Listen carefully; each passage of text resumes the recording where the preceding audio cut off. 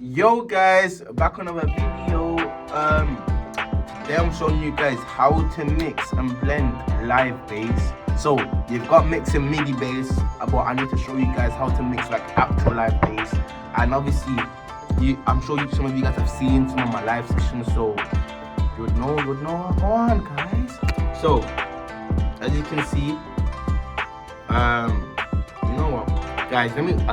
Before we start, let me show you guys what the bass looks like without anything on, no processing, no mixing. This is what it sounds like.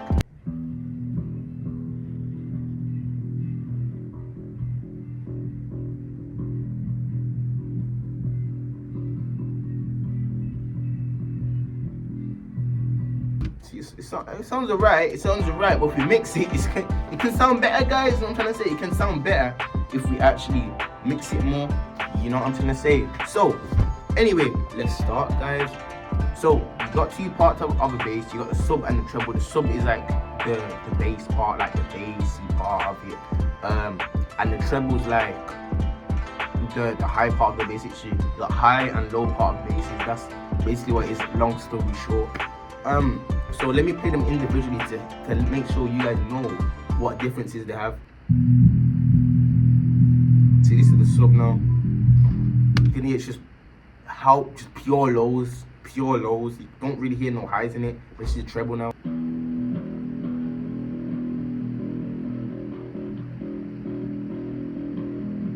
That's the treble in it, but you can hear it kind of sounds like a guitar a little bit. You know what I'm trying to say? It sounds like a guitar a tiny bit because there's no lows in it. The reason why I duplicate these is so I can actually mix these a lot more better. I can be more precise in my mixing, because if I mix the whole bass, I can't be precise of where I want the sub to sit and where I want the treble to sit. So it's best that I duplicate them so I can be more precise. I can make it just, I can be more precise. So you might be asking, okay, how did I differentiate? How did I make the individual bass into a sub and treble after I duplicated them? Okay, so as you can see, guys, look, we got the EQ of the sub right now, and I'll go on it, and you can see that the highs are cut off all the way to 250 hertz, and this is what is making it that boominess, that subby noise. So let me play it and draw back the highs so you can hear like the difference of it.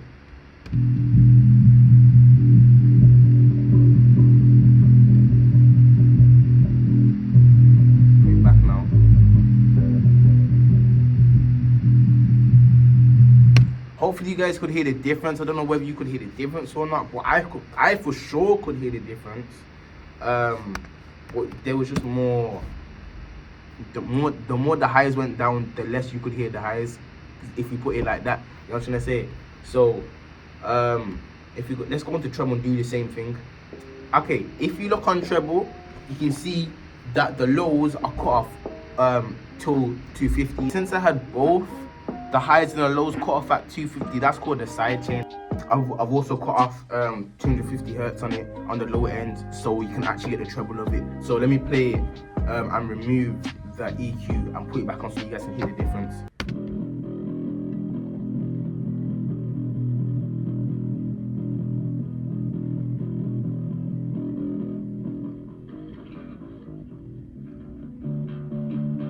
Or we can hear the difference between it when I'm actually doing the EQs. But a tip for you guys, right? Depending on whether you're micing your bass or doing DI, that will tell you whether to use the bass amp simulator or not. It's one of the plugins. Basically, when you mic up a bass, you can get all the tones, all the actual tones from what the person's actually put it on as. You know what I mean? So like, say someone's put more treble on their bass, or say if they put more reverb or anything like that, any settings on it, any effects on it, the microphone will pick that up into the system basically when you record it, and you can hear that on the mix. That's a good side of it. A downside of it is that it can potentially sound a bit thin depending on your circumstance. A DI is like a direct input. It's called a direct input. A DI is called a direct input, and you just use that to directly put the bass into the system so you can hear it without no microphone. But a downside of this though is that if a person's put effects on the actual bass amp, you can't hear it. So remember how before I said you could hear it? With DI you can't, but you get more accurate recordings with it, though. That's the thing. So based on DI and miking the actual bass up, it depends whether you could use bass amp simulator on your bass or not. So you might be asking, which one should I use bass amp simulator on? I recommend it to you guys use it on DI. I recommend it because remember how I said about you can't really modulate or mess with the actual bass amp with the treble, the reverb, all of that. You can do that in the bass amp simulator, but it makes no sense doing it on the actual bass amp, like miking it up and then doing it on the plugin. It don't make no sense. It doesn't make any sense because then you're just gonna ruin the tone of the actual bass. So okay, so on the treble, I've got a plugin called Pedalboard, and this just gives it. It's just distortion, and I've done it. I wanted more crunchiness on the actual reverb, so this is mainly it. I haven't really added. There's not much to add when you're doing bass, as in like there's not much of a channel strip you should use. There's not much to do when you're actually mixing bass. But this is it on and off. I don't know if you can hear the difference or not. This is it off. This is it on. Hopefully you guys can hear the difference. I can definitely hear the difference. Yes. Now I'm playing. But that's mainly it for the sub. I use Pedalboard on here as well, and I've used the Vibe. This is to give the actual sub more presence in the song. So I'll turn it on and off. So this is it on.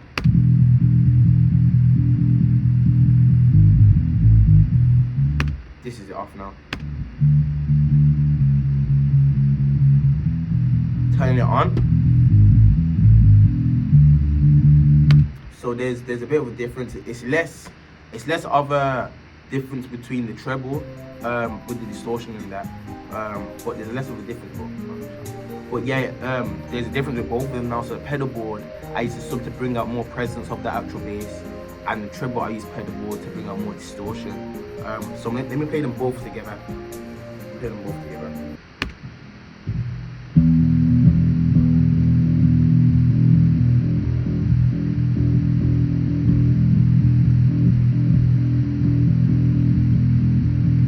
You see what I mean? It's got both the, you know what I'm trying to say? It's got both the treble and the bass. So treble and the sub. It's basically what I've been doing is just talking about these two individually, then blending them together. But the last thing, not the last thing actually, I've added on a bus on Logic, I've added some, what is it called again? Slight compression to just bring up the consistency of when it's played, it can sound just consistent. You know what I'm trying to say? Because you don't want high peaks and low peaks of it. It just don't make no sense. But yeah, I'll put it on the bus. So this is really the settings of it. You know what I'm saying? Low ratio because I don't want it to do too much. The attack's kind of fast, and the release is just like kind of like midway. You know what I'm trying to say? Midway. The makeup's just a bit. It's not too much. I don't want to give too much makeup to. I don't want it to be too loud. And threshold, I put it at like minus 22.5 dB because I don't want it to start too high. You know what I'm trying to say? But yeah, just I want it to sound more consistent. But you won't hear a difference. Like you won't hear a difference. Like there's no big difference between it. Just for it to sound more consistent. Then I've actually added another compressor onto the bass actual channel. But this is sidechain. I've sidechained the bass to the kick so that every time the kick hits the duck basses, so the mix doesn't get crowded basically, and that's what sidechaining is. That's what it's used for. So let me play the kick and the bass at the same time.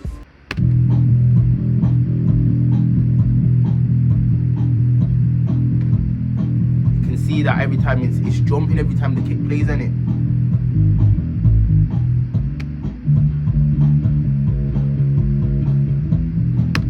Yeah, you can hear there's a difference, and Side chaining like you need side chaining like it's a need.